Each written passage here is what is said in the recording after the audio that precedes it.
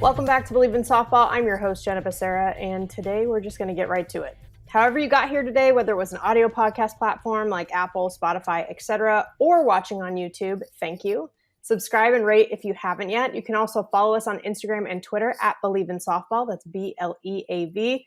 There's merch too. Click on the link in either of those bios or go to shop.bleav.com to purchase 3 different shirts, a few different colors for covering our bases, safer out, and catch you soon. All right, let's go through today's batting order. First, we'll be covering our bases. I'll give you some news and call-outs from around the softball world. Then we'll head into today's interview, which is part 2 of my conversation with Phil Bruder. Part 1, we covered a lot. We talked about his coaching career, stories from when I played with him in travel ball, college recruiting, and the hundreds of girls that he helped get college scholarships, how the game's evolved over the 50 years that he's been in it, hot topics of college softball today, and more. Plenty more for you in part 2 as well. Then we'll end things with the foul tip of the week where we share tips to help us get better. All right, let's get started. Covering our bases. BetOnline is your number one source for all your betting needs. Get the latest odds, lines, and matchup reports for baseball, boxing, golf, and more. BetOnline continues to be the fastest and easiest way to place your wagers, including live betting in your favorite casino and card games, available to play right from your phone. Head to the website or use your mobile device to sign up today and get in on the action. Remember to use promo code BLEAV, that's BLEAV, for your 50% welcome bonus on your first deposit. BetOnline, where the game starts. This week, first, where we're going to start is college softball. The NCAA rule changes for this upcoming season. So for 2024, there are 12 rule changes. And some of these you've actually heard guests talk about, especially in the Safer Out segment that I do with each of them. And there's some hot topics in the softball world. So I'm going to cover some of the big ones. Leaping for pitchers. First one, pitchers can be airborne after they push off the rubber. So this is like the international rule where you actually are allowed to quote unquote leap. But they can't replant and then push off again after that, but they can have both feet in the air at the same time. I happen to know a lot of pitchers who are going to be happy about this new rule, mostly because of consistency. I think it's consistency across all levels, meaning it matches what we see in international play. And then, it's going to be ideally called more consistently throughout the season. So I'm looking at you, Kenzie Fowler, one of our friends of the show. The second one is obstruction. So what is important in this situation is we've all felt for the catchers. You've heard the catchers on the show for this. It is not considered obstructing anymore if they are in possession of the ball or they're making a legitimate reaction to the trajectory of the ball after it's thrown. And also, if in the judgment of the umpire, the runner would have clearly been out, then obstruction is ignored. I think, I'm all about safety, but I really want to let the catchers play. It's not just catchers, right? Like this is at all the bases, but catchers were, I think, mostly affected by this. And it was one of those things where it's like, what do we expect them to do? You hear catchers like Gwen Svekis and others come on the show. Like, what are they supposed to do? Not go after the ball? So it's still a judgment call a little bit from the umpire. So there's no guarantee of consistency still, but there's just less technicality about it, especially if someone's clearly out. They're just playing wherever the ball was thrown. Like they're letting them play a little bit more. So I think some catchers are going to be happy about that one as well. Then there's a play clock as well. So in between pitches, it's going down from 25 seconds to 20 seconds. So the hitter has to be ready to hit in 10 seconds in the box. Pitcher has to start their windup before the rest of the time is up. You can have a physical clock that actually shows this and counts down, or umpires will monitor it. So the way I was thinking about this in my head is, let's say there's 100 pitches thrown on each side, each team. So let's say 200 pitches in a game.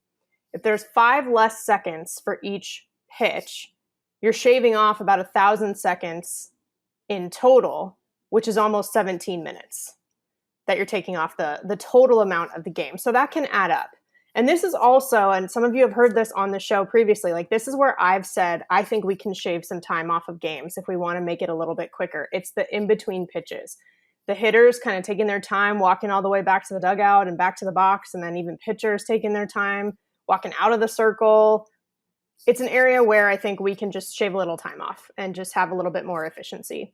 So I think from there, video review is also expanded.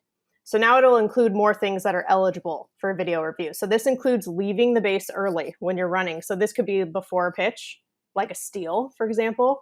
That has to be challenged by a coach. Umpires can't just do that. But then also for home runs, hit by pitch, whether it's a catch or a no catch in any situation. I am pro getting the call right. So I appreciate that there are more things that we can double check. It might add a little bit of time to the game since there are more things now that could be reviewed. But I think the play clock also kind of helps balance that out at the same time. So some of the others include the double bag at first base too. And I think safety, that is a given. Most of the guests that come on this show are saying, yes, we should absolutely be doing that. Assistant coaches can't leave the dugout or the bullpen area to appeal, question, or argue any play on the field. So I just want to say good luck to the pitching coaches because it's so hard when you're so competitive. You know, you're very invested into it. So that's going to be interesting to see pitching coaches have to deal with. Fences, too, also have to be 200 feet for any new construction that's happening. I think that's fair. There have been fields that I've seen that I played on that were 190, which was interesting. I think at this level, 200 feet makes sense as a minimum. Again, some of these were possible in certain conferences already, but the NCAA changing these rules makes it more of a nationwide adoption for these things. So in theory, a lot of issues that fans were having are being addressed in some way with these changes.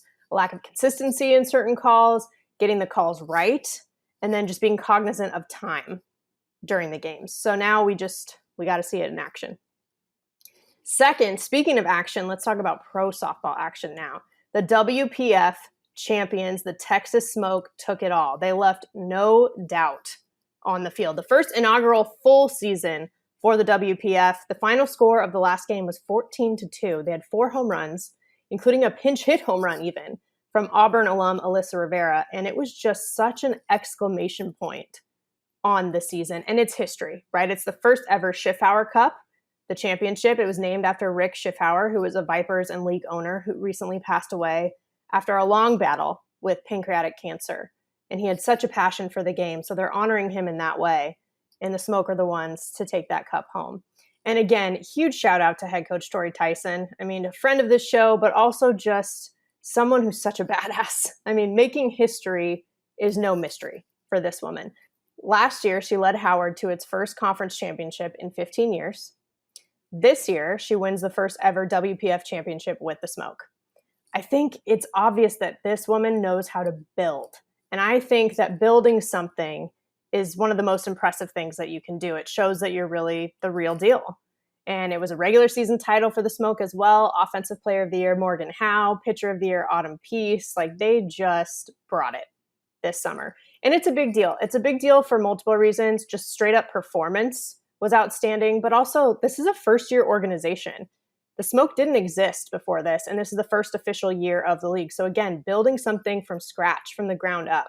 And I will say the owners, ex-MLB player Brandon Phillips and pro wrestler Jade Cargill, they also showed such a cool investment in women's sports. To me, it's like, yes, you see the men investing, the men from baseball investing into softball, and also women supporting women. Another wrestler with Jade being able to actually see the value in softball and want to be able to contribute to it. It's a big deal. And the coaching staff as well, made up of women of color. Like, there are just so many different things that this season represents. And I think there's just a ton of pride across the board. And again, kudos to Tori Tyson for leading the way. Third, Little League champions. So speaking of championships, Little League softball has been happening and it's been so fun to watch and more history being made. New York brings home its first title ever. The Massapequa International Little League represented the Mid-Atlantic region and they brought it home. And I think the cool thing about this, there are many, but one of them is the more and more talent that we are seeing coast to coast and up and down the country, especially at a young age, because it shows even more that visibility creates opportunity, which then leads to growth. And, you know, for example, I had a college teammate, Maddie Kuhn from New York, and she played for the Virginia Shamrocks for her travel ball team. And that was for the best competition, you know, best visibility for getting recruited. But now you see at this youth level, you know, there's opportunities for girls to stick together in New York and win. And I think the visibility on TV too is also really cool. I mean, it's it's ESPN, right? Second most watched Little League Softball World Series ever, the most watched since 2010, and it peaked at over 1 million viewers. The fact that it's the same network and even the same announcers with Amanda Scarborough, with Michelle Smith, et cetera, calling the games here the way they do with the Women's College World Series. I mean, and the fact that it's even on ABC, that just shows investment. Young girls naming their favorite athletes too, like Kinsey Hansen, Jocelyn Allo, Valerie Cagle, like that is the why for us in terms of growing the game. So to not just see it at the college level, but also see it at the youth level where it starts, like that's where the love of the game starts. That's amazing, in my opinion. And also to bring it home, not just Little League and WPF, but watching softball all day in August has been really fun. Like not only did I watch, for example, the Little League Softball World Series and the WPF Championships, but I was also watching Athletes Unlimited all in the same day. And people are talking a lot about the start of football season, of course, but a lot of women's sports are happening right now. Not just softball, too. You think about the World Cup, the WNBA, even Athletes Unlimited lacrosse just ended. College field hockey is starting soon. I'm actually calling my first field hockey games next week. There's so much going on, and I love to see it. And I don't know if you all have heard of this place called the Sports Bra.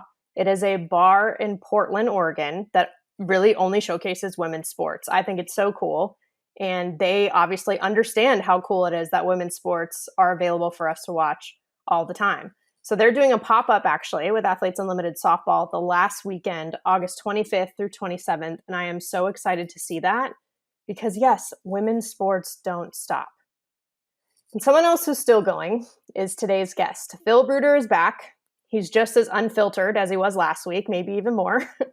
And, he's upfront that he's got opinions. So let's head into the rest of the interview.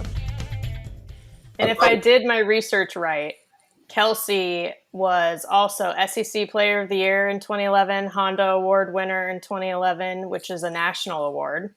And then Cody led the team in batting average, I think, his last year at Michigan. He hit 385, and he was toying with 400. And he went something like 0 for 16 against Iowa. And I called him and I go, Cody, what are you doing? He says, man, I can't see their slider. It's just moving too well. And he says, and the pressure. Every time I go to school, I got people coming up to me that I've never seen before and say, Cody, you going to hit 400 this year? And he says, you don't understand the pressure. I says, pressure? Who's your father? What do you mean pressure? I put pressure on you when you were born. He says, no, this is different pressure. This is people I've never seen in my entire life come up to me and say, Cody Bruder, you going to hit 400? Cody, is your team going to get to the World Series? Are you going to do this? Are you going to do that? The pressure is unbelievable. And sometimes it gets to you. As much as a pressure player as I was, it's just, and he says, and plus I was hurt. I says, Cody, why didn't you go into the draft? You have, what's his name? For the San Diego Padres, the second baseman, Collingsworth. Okay. He hit 30 points lower than Cody. He was on the same team. He played second base, right? And I said, Cody, he says, Dad, I would need shoulder surgery. I would need knee surgery. I would need elbow surgery. And I'm not interested to do what you did in A-ball and go ride on buses forever. And I go, okay. He says, no, I got to go make money, And I said, okay. He said, I don't want surgeries. He said, I don't need surgeries unless I'm going to play pro ball. Because, now I can just play golf or something and just toy with everything and it doesn't matter. I said, okay. So, and yes, thank you for remembering the Honda Award winner was really special because there's only been 2 in the state of Florida in the history.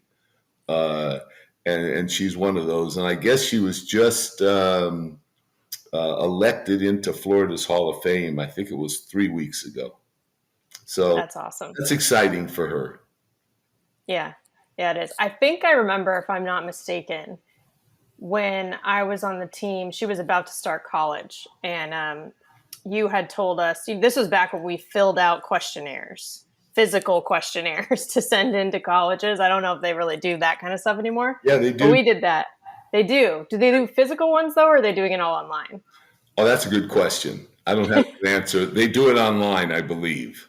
Yeah. Right. But this was back when we used to write them. And I think you had said that Kelsey had, they asked like her home to home time, I think, on one of them. And she had put very slow because I jog around the bases when I hit home runs. And I thought that was the funniest thing. It is. And I'll go one step further. I got a call from Sue Inquist at UCLA, the coach at the time, and she says, I haven't looked at the name yet, but there was a question on the questionnaire. It says, how fast are you from home to home?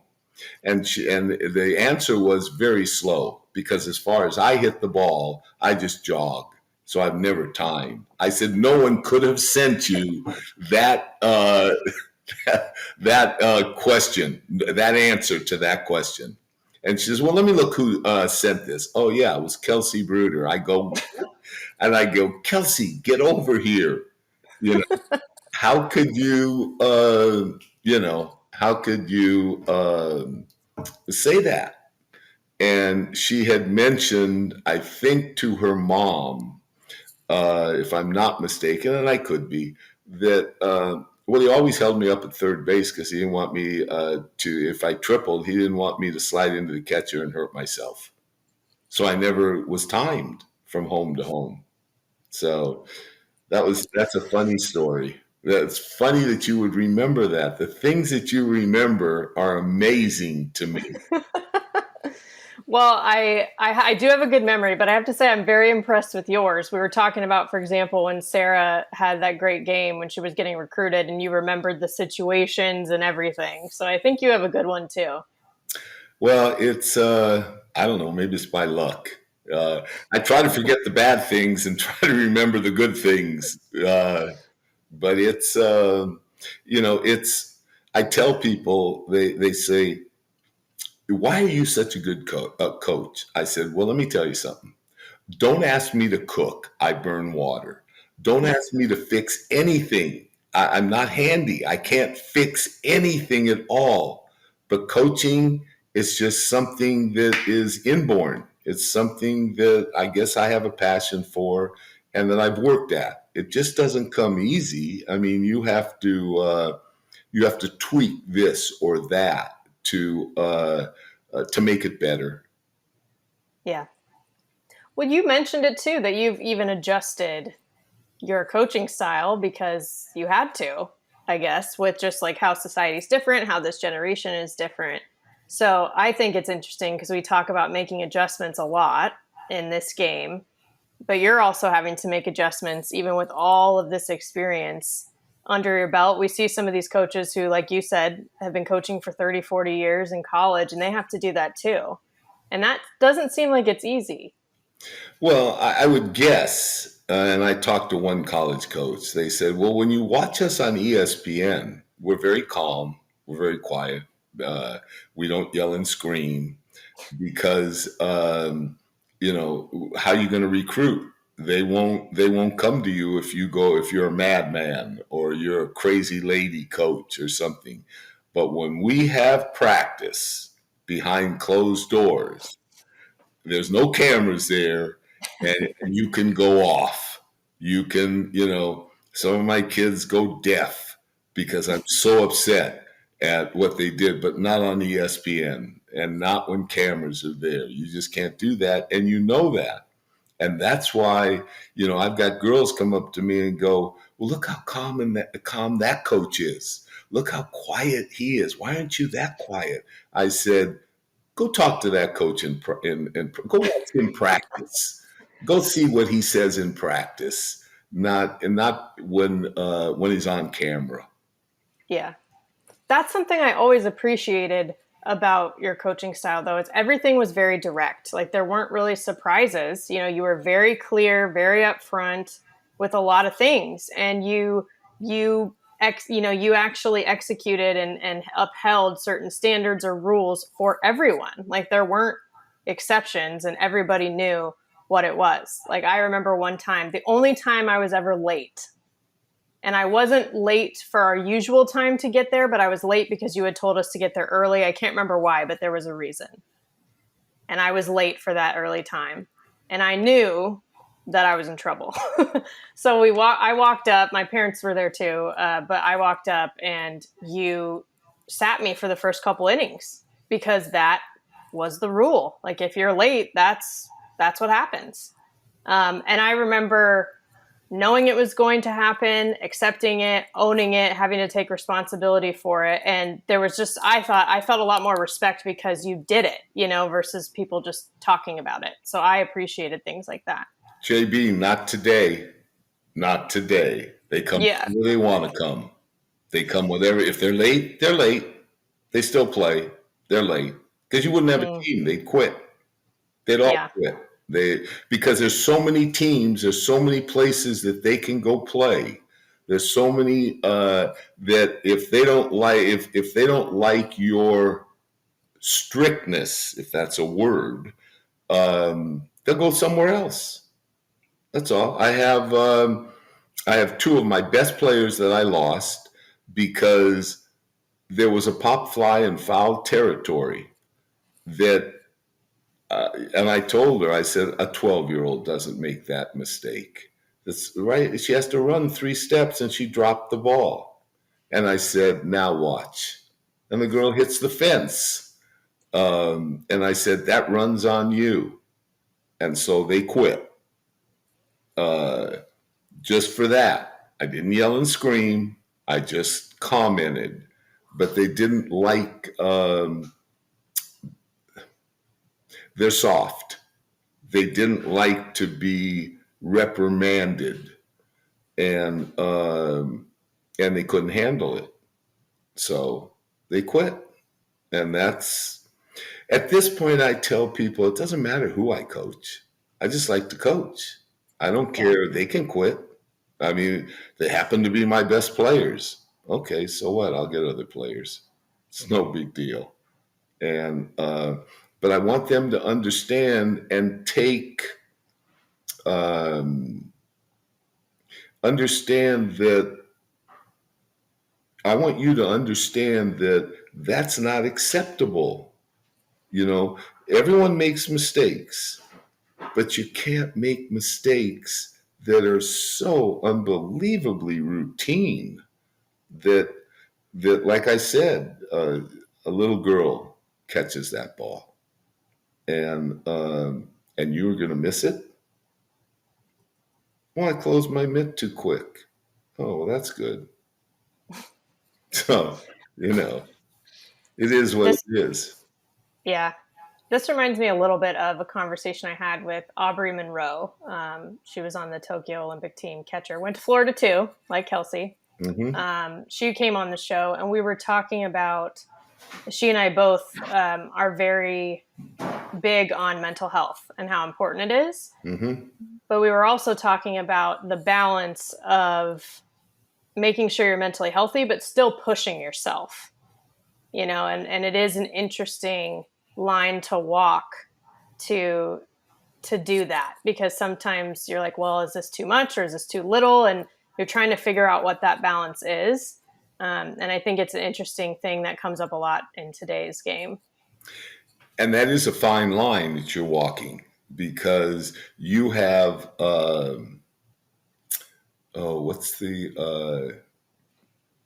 you have the guard from the Cleveland Cavaliers that's playing in the world tournament right now, Rubio, that is a great player, and he's playing pro basketball, and he had to walk away because he's having trouble mentally. And so he has to get some help, some professional help. And he made that perfectly clear. And I went, that's unbelievable. This guy has it all. This guy's so mentally tough. This guy plays in all the arenas, and he is having trouble mentally. So you never know who it is, and the mind is very tricky. And you're right. There are times that I thought, was I too tough on her? I'll give you an example. I was so unbelievably tough on Laura Espinoza because I thought she could be the best player in the world. And I thought she could handle it. But there came a time where I felt I'm so tough on her at every practice, just monstrously tough.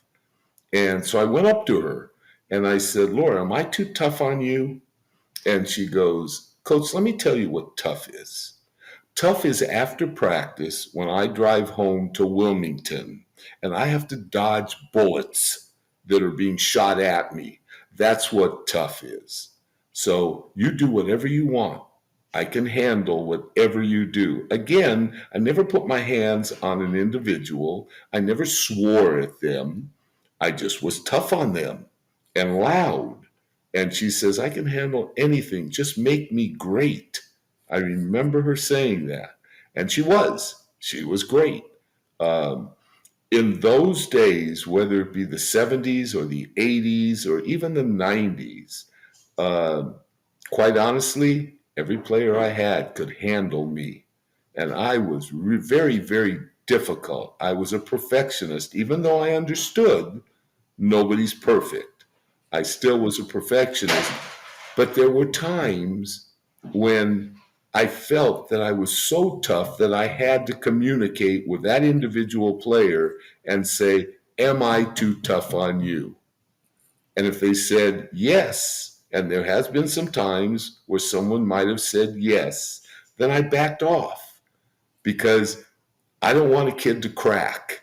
I don't want to be the person that she quit that quits softball because of me, that has mental illness because of me. So when I felt I was too tough, there were times where I would ask those people, and if I felt they just kept going along and everything's fine and they just went down their back, they listened to what I had to say and then ran and went to go play and didn't make that mistake again. Then I go, okay, I got through to that kid and it's all right.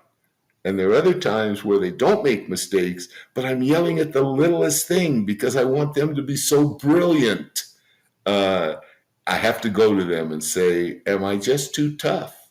Because I've had college coaches come up to me and say, if you can play for Phil Bruder, you can play for any college in the country because nobody's as tough as he is. Now, again, that was early years. And Yeah.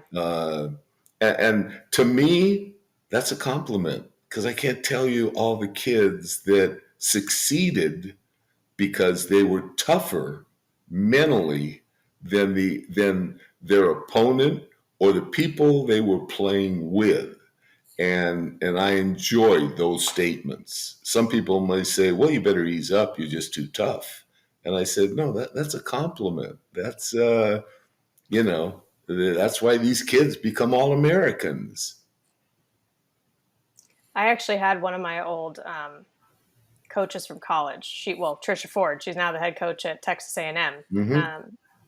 and she was one of the assistants when I was at Stanford. And she came on the show at one point, and she had made a comment at one point about we were talking about coaching and how you approach certain kids in different ways depending on their personalities and things like that. And she mentioned, she was like, for example, we knew that we could get on you a little bit because of your background. And she talked about, it's a little more blue collar with like my family, for example. And also they knew who I played for before coming into college. I had played for you. And so I had never really thought of it that way before, though, until she said that. I was like, oh, I didn't really think of it that way. But it kind of clicked when we had that conversation. I had a girl, I don't remember her first name, named Fitzpatrick, and it was, God, I don't know, it was when Hutch just started, so it had to be 35 years ago at Michigan, and she's recruiting this kid, and she gives this kid a lot of money. So I went up to her and thanked her, and said, she's my 16th player. Why are you giving her as much money as you gave her? This is after she already signed to go to Michigan. And she says, because she's your 16th player, that doesn't mean she can't start for every other team in the country. And who as a pinch runner scored the winning run at the national final game? And I thought for a minute and I go, Fitzpatrick did. He says, that's why she's getting the scholarship, because I need winners that can talk to my other players and impress upon them how to win, where sometimes a coach is like a mother or a father to them and they stop listening. But their peers, they never stop listening to. And I thought that was just an amazing comment. And I mean, Hutch was just a great coach at Michigan and a great person. As Jenny Allard, one of my favorites. I mean, she was, I think, 27 years at Harvard, and now she went to Pitt, University of Pittsburgh, and I talked to her to congratulate her. I talked to the coaches, and one of the reasons I'm in Florida is Kenny Erickson. Just a great person. If you got another minute, I'm going to give you a story about Kenny Erickson. Yep. So they're getting ready to play Florida. And maybe I shouldn't tell this story because I may get him in trouble, but this is years and years and years ago. And he said the first year Kelsey left Santa Barbara and I got her to Florida, but they didn't have money. So her mom paid for the first semester, which was a lot of money. I mean, it was like $20,000 or something like that. And Kenny knew that. So when they went by the line, when they played, he went up to, when Kelsey was a freshman, he goes up to Kelsey and he says, I know this might not be ethical, but I'm best friends with your father. And I understand that your mother and your father got divorced. And if you ever need anything, whether it be food, whether it be lodging, whether it be anything, here's my card. You call me. This is my direct line. And when he said that, I mean, I had known him already for about 25 years, but that was a different human being. That's just different. So then I called him because Kelsey wasn't playing as a freshman. And I said, I know you're going to play Florida.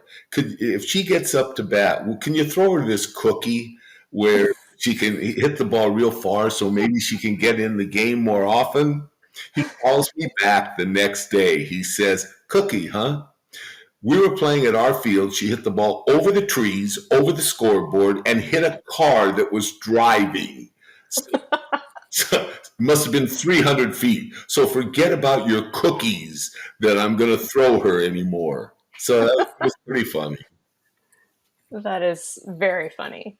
The amount of people that you know, Phil, because you would talk to us and say, oh, so-and-so's here. They used to play for me. And it was a coach at some college somewhere, because there were so many that played for you that were coaching and still in the game in some way.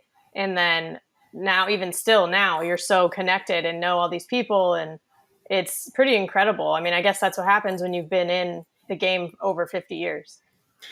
You have certain coaches that don't agree with my philosophy. You have other coaches, especially in the 70s, 80s, and 90s, that were incredibly envious of my success and said things that were not very flattering about me, that were also not true. But that's why I told you before, I've never been on the internet. I don't use a computer, because in those days, in the 90s, there were so many negative things said about me and positive. where someone would get on group chat or whatever and they'd say something negative and someone would rebut that and they'd fight on the internet. I don't want to hear that. I don't want to hear any of that. That's too much stress. Okay, so I think I'm more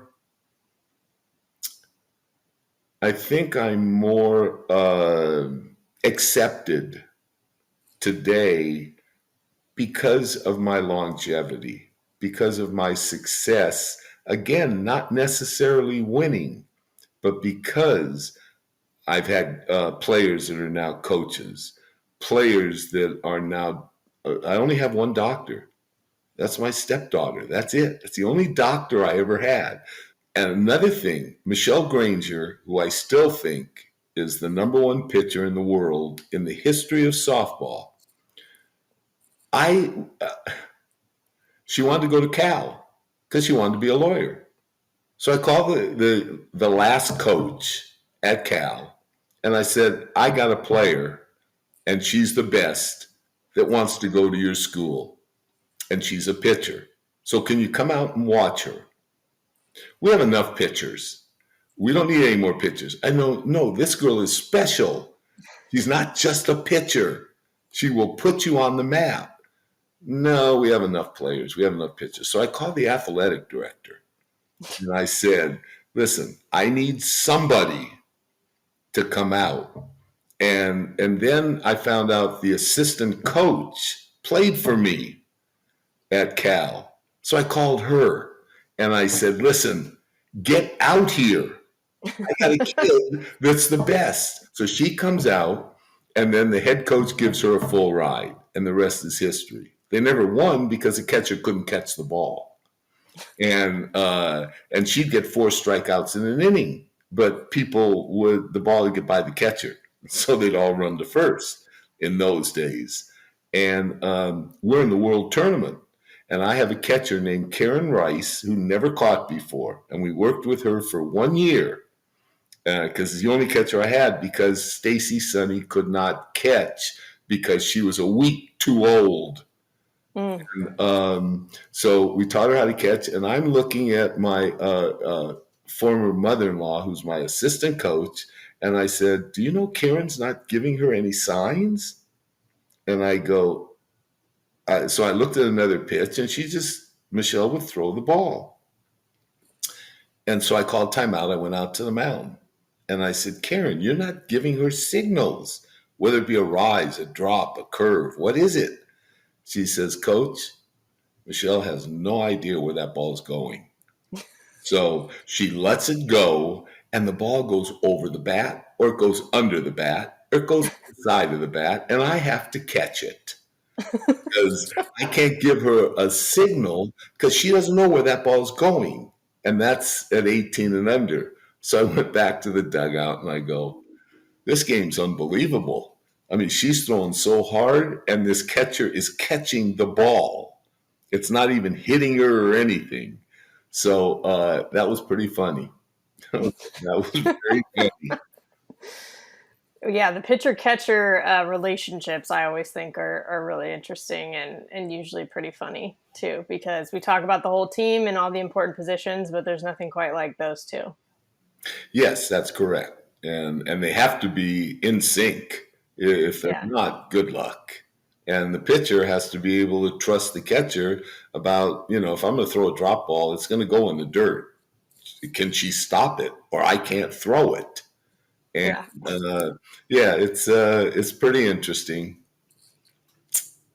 Well, I remember you also, you had a routine as always when we would be on defense, when you'd whistle for balls in, and we weren't supposed to throw the balls in when the umpire told us to. We were supposed to throw the balls in on your whistle.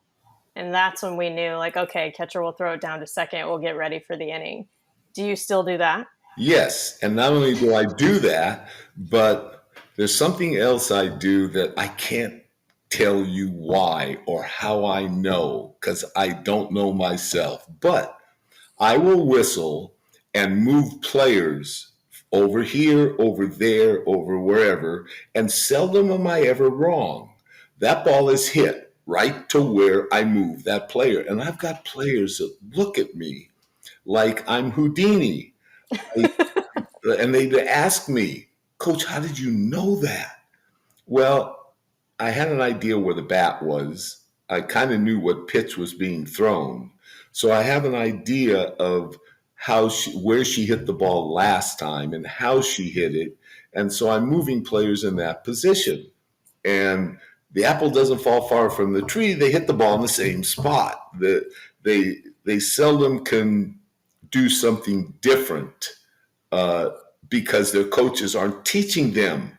It goes back to coaching to do something different. So they hit the ball the same way, and my girls are standing there.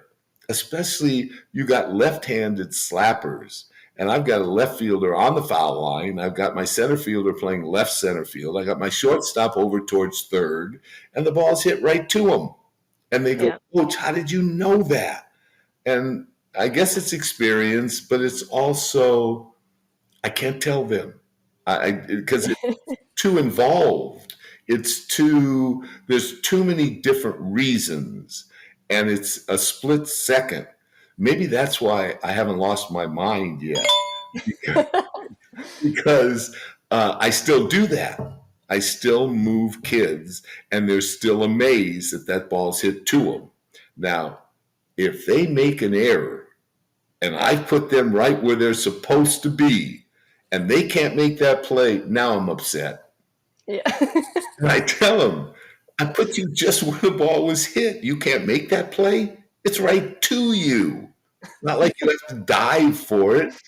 But I say it in a different manner today than I did maybe when you were playing.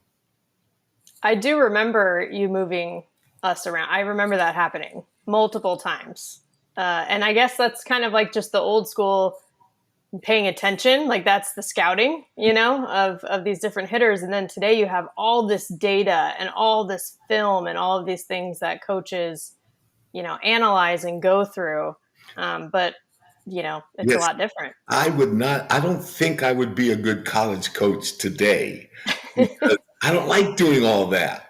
I like the old fashioned way where you don't have all the launch angles and all the different centimeters and exactly where that person's going to hit it or exactly what this pitcher's going to pitch at this time. And I just, I don't know. I'm too old fashioned. I don't, they don't have that in travel ball. At least Yeah. to my knowledge, you just go out there and you coach. Yeah. They You care more about how far the ball goes, not the exit velocity. Yes, exactly. Exactly. And you look at today, and these coaches have to have that, and they have to study that because they're making millions of dollars. They're not only. I mean, you look at Patty Gasso. I think she signed a $10 million contract. That's unheard of in women's softball. And you look at Tim Walton.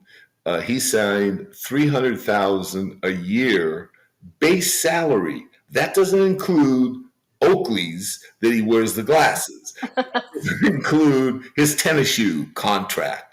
That doesn't include. So he's making $1 million a year. The money that's being thrown out there today is unbelievable. And so sometimes I think maybe I should have coached collegiately. But I didn't have a chance because in those days I was blackballed because they were afraid that I would embarrass their institution. Even though I coached as an assistant coach at Loyola Marymount University, Yep. and I was very quiet. I never, ever raised my voice. They set home run records for the school. I coached Sam Fisher. There's a lot of great players that I helped make. And Gary Farron, may he rest in peace, wanted me to be his assistant coach and his hitting coach.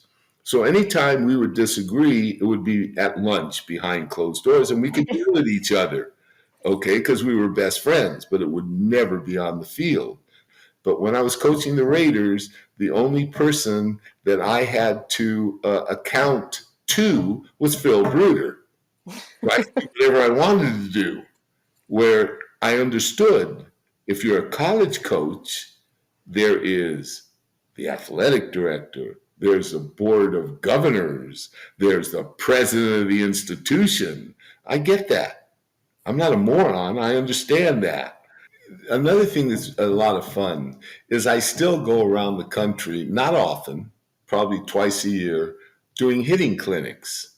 I mean, I went to New Jersey, I went to Alabama, I went to California, and did hitting clinics, and I enjoy that because I always enjoy teaching to kids I've never seen before, and then look at their face when they hit the ball further than they've ever hit it before.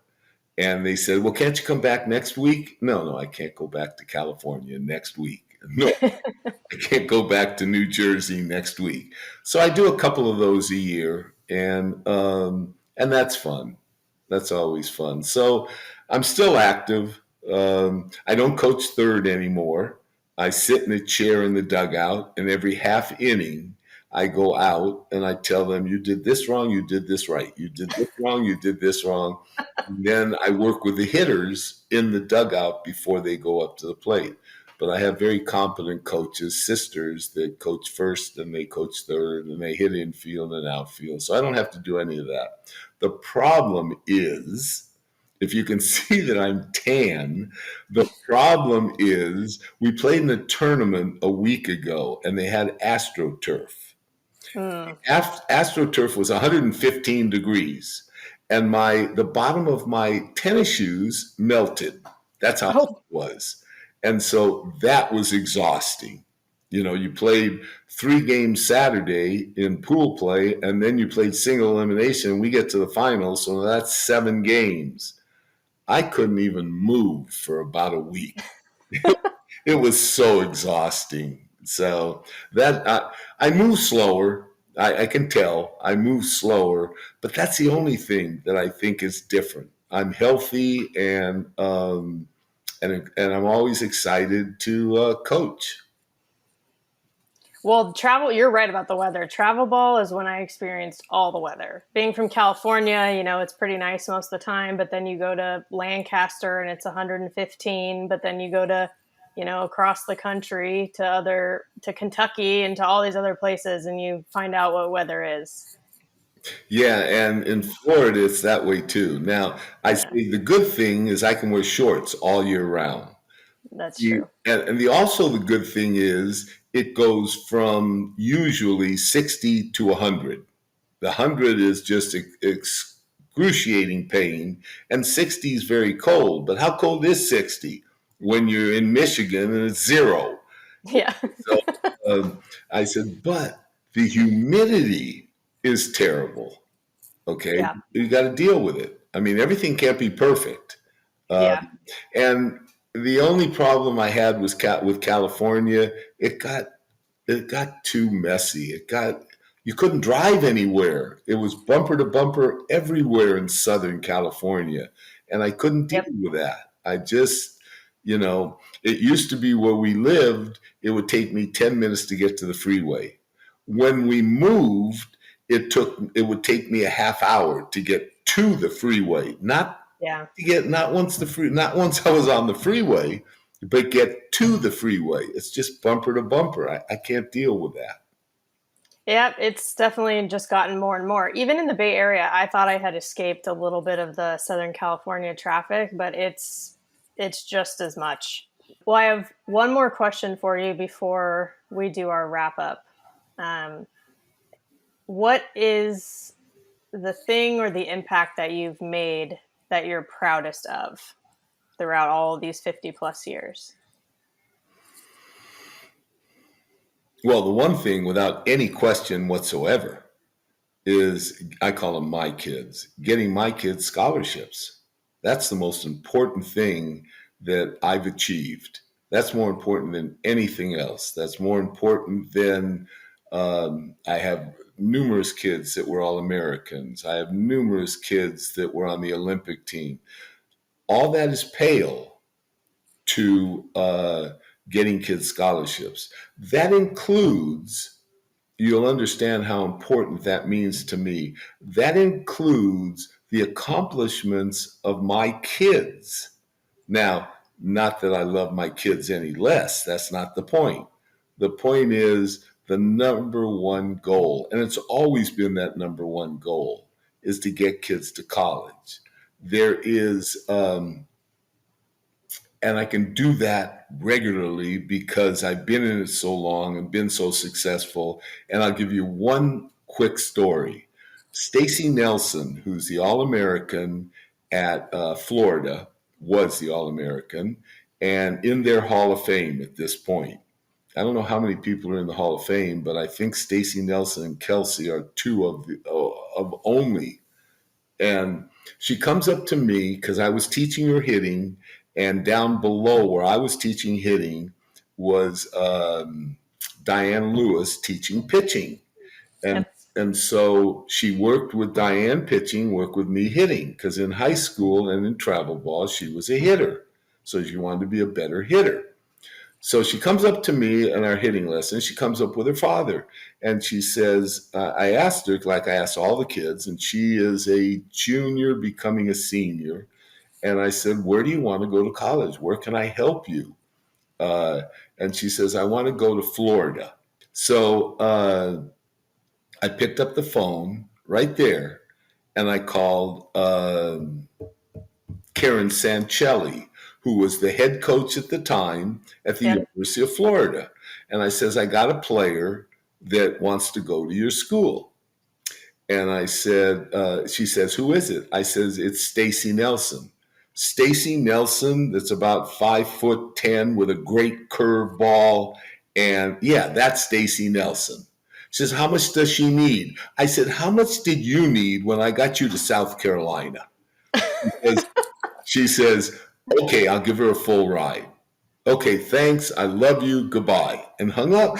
And her dad looks at me like he saw a ghost. So now I said, Miss Nelson, you go home and you carry on a dialogue with Karen Sancelli until you get the information, how to apply, and now you've got a full ride to Florida. And she hugged me and said, thank you. So she leaves, and her dad said, why are you going to do that? I said, do what? I thought he'd say, thank you. Do what? Tell my daughter she has a full ride to Florida when she says that's her dream school. I says, because I did. I know you were either talking to your mother or you were talking to a busy signal. You couldn't have picked up the phone and called Karen Sancelli and she answers it. So why did you do that? I said, I'll tell you what. You just go home and let your daughter go to Florida. He comes in next week with his head down. He said, everybody said you could never do what you want to do, even though you say you could do anything you want to do. Okay. And I believe them. I so apologize. And because my daughter's going to go to Florida. And I go there often. And I know that you don't go to the games, but I will bring you back different souvenirs. I will fly you out there if you want to fly out there. I will tell you every time at bat that Kelsey comes up. I will film it. I'll do anything you want. Just thank you and please accept my apology. I said, it's accepted. But that's what people think. They think he can't do what he wants to do. And yes, I can. Can I do anything I want to do? Of course not. But if a girl is a good enough softball player, I'll get her to college. If she goes 0 for 20, like I tell them, if you go 0 for 20, what would you like me to do? Tell the college coach, oh, she's much better than that. Everybody tells a college coach she's much better than that. But if you're successful when they're watching, then you'll go to college. And so that was a long statement on what I'm most proud of. I'm not, and I had so much help. I mean, not only my assistant coaches were really good, but my players were great. They weren't Yeah. just good, they were great. Now, did I help them? Yes, I helped them. Did I make them? No, of course not. They were very talented when I got them. I just helped them get better Yeah. and probably maybe even put them over the top because they were great. And so that's what I'm most appreciative of, that they always listened. They may not have agreed, but the only time I would let them talk is when I would say, "Do you agree with that?" Or and then they would be afraid to talk, but I would say, "If I ask you a question, then feel free to give me the honest answer, or I'm not going to ask you.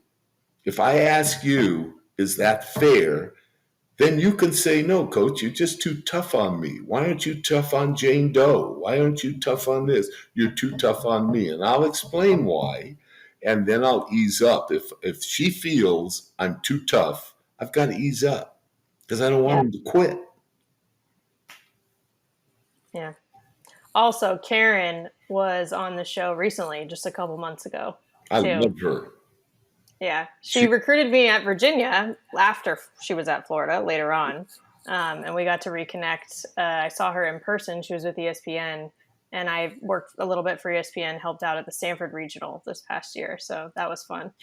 Well, to wrap up with every guest that I have on the show, I play a little game called Safer Out.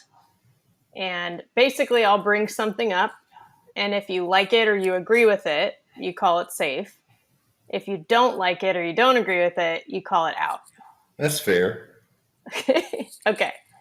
So the first one is doing signals with the armbands. So not the traditional, touches that the coaches do, but using those armbands for signals. Out. I had a Definitely feeling. out. I hate that. I will never use that. I don't want to use that. My signals are so simple, hit, take, steal. How tough is that? I have 3 signals. That's it. These people are calling 4725 and they call all these different numbers and blue 27. And when a different pitcher comes in, everyone has to change an armband because they're different pitches and different. Oh, no, I don't like that at all. Yeah. It does make the game longer, I Much. think. Yeah. And Okay. and the softball game will go to eventually, like the major leagues, to make it a shorter game where you have X amount of time to pitch. You have one time you can call a timeout if you're a hitter. You can't be looking at the armband for an hour. You can't do that. Yeah, I get it. Okay, that was the first one. Second one is NIL, name, image, likeness, student athletes getting paid. You talked about this earlier, but for the record, safe or out? Safe. I think that they deserve that. If there was only money for the player, then I would have said out, but it's not. You get millions of their successes going to the school. You get paid millions of dollars because you have great athletes that win games. That's why you're on ESPN. That's why your school is getting millions and millions of dollars because you're on ESPN and they're paying you, or you're on Fox, or you're on whatever TV channel there is, and they pay you. So I think that the student athletes should get something. I'm for the student athlete. If, like I said, if the school did not get paid, I would have said out because they are getting. I don't know what it costs you to go to school. $50,000-$60,000 a year. You're talking about over $250,000 worth of education. You get to eat, you get to sleep, you get your books, you get to go to school, and then you graduate. if you are smart enough to graduate, that's a lot of money. So Yeah. if the school wasn't getting anything, I would have said out.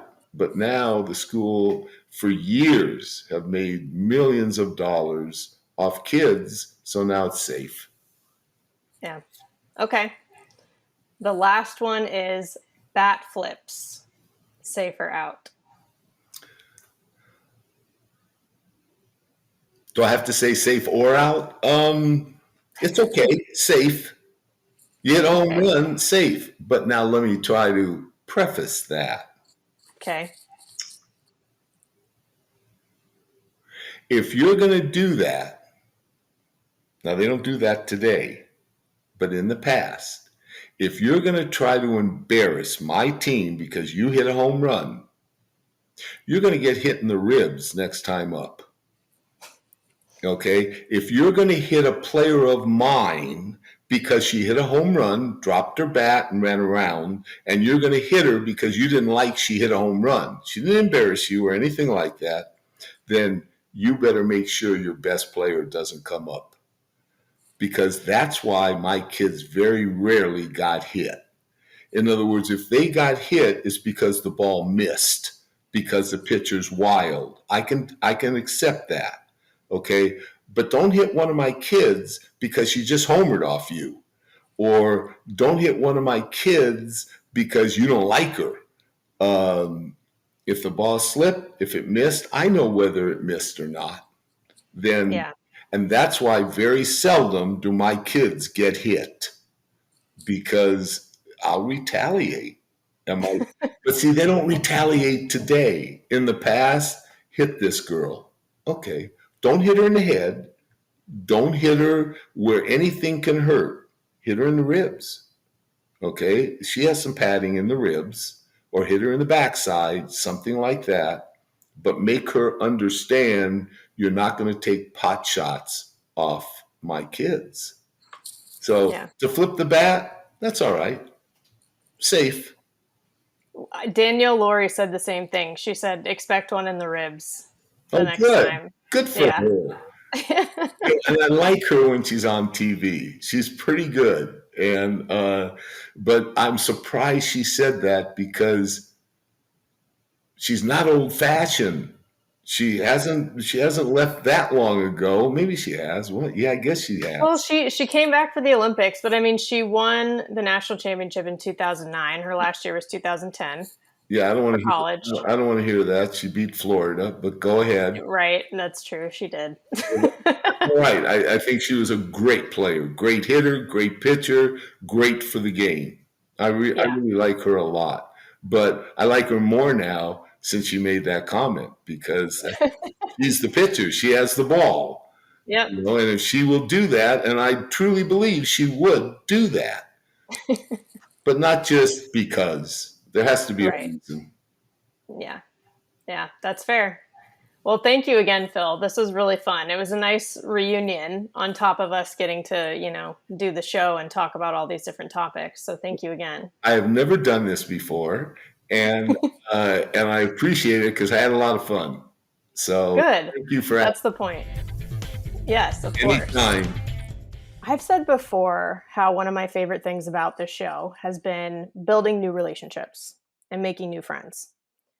I would add that reconnecting with old friends has also been a highlight. When we recorded this, my conversation with Phil ended up being the longest I've ever had on this show, which was not a surprise to me, hence the 2-part episode situation. But I think hearing from past teammates who played with me for him and seeing that they're listening and watching into these episodes, that's been really fun too. And with that, let's transition to the foul tip of the week. This week's foul tip is about erring on the side of action. They say that we actually end up regretting things that we didn't do in life more than the things that we did. Because I think being left wondering what could have been is just not a good feeling, whether it's a big thing or a small thing. It's like, would you rather dive for a ball and see what happens, or just watch the ball go by? It's like, we don't play softball to just watch it go by, right? We're not really living either if we just watch time go by. And a good small example is when I reached out to Phil. I had thought about having him on for a while. was one of my old travel ball coaches, and I hadn't talked to him in over 10 years. Like he said last week, he's getting older now. The guy's pushing 80 and he's not big on the internet. So I just called the same phone number I had for him back in the day and took a shot. He answered on the second ring and we got to catch up, obviously set up this interview, and here we are. It's like we just did it. I just did it. And I remember for years, another example that's totally not softball related. There was this little sort of man-made island right off the beach, not far from where my parents live in Camarillo. There was this pier bridge that connected it to the shore. And we'd drive by a bunch, and my dad and I would always say, hey, we really want to go eat there someday, like at that restaurant there. It seems really cool. And so one day, we finally just did it. We went and drove over there, and we couldn't figure out how to get to the bridge, so we actually asked around a little bit, and we found out that the island was man-made not because there's a restaurant out there, but it was actually a development for oil. So there was no restaurant out there. Normal people are not allowed over there. And we felt really silly, obviously. But then, it's like, okay, we just went to the closest restaurant that was right on the beach, looking out at the ocean and the island, and we still had a pretty good time. So even if it wasn't what we pictured, we still made it good. And I'm still glad that we tried. And sometimes, you try, it might not turn out well, but I'd rather go down swinging than looking. So that's it. Error on the side of action. That's the foul tip of the week. You've been listening to Bleav in Softball, part of Bleav Network and presented by BetOnline. The show is available anywhere you get your podcasts, wherever you listen, including Bleav.com and YouTube too. Subscribe to the show, rate the show. If you liked it, write a review for it. Again, follow us on Twitter and Instagram at Bleav in Softball. That's BLEAV. You can reach out to me personally on Twitter at JennaBecerra01 and Instagram at JennaBecerra as well. As always, thank you for tuning in, and catch you soon.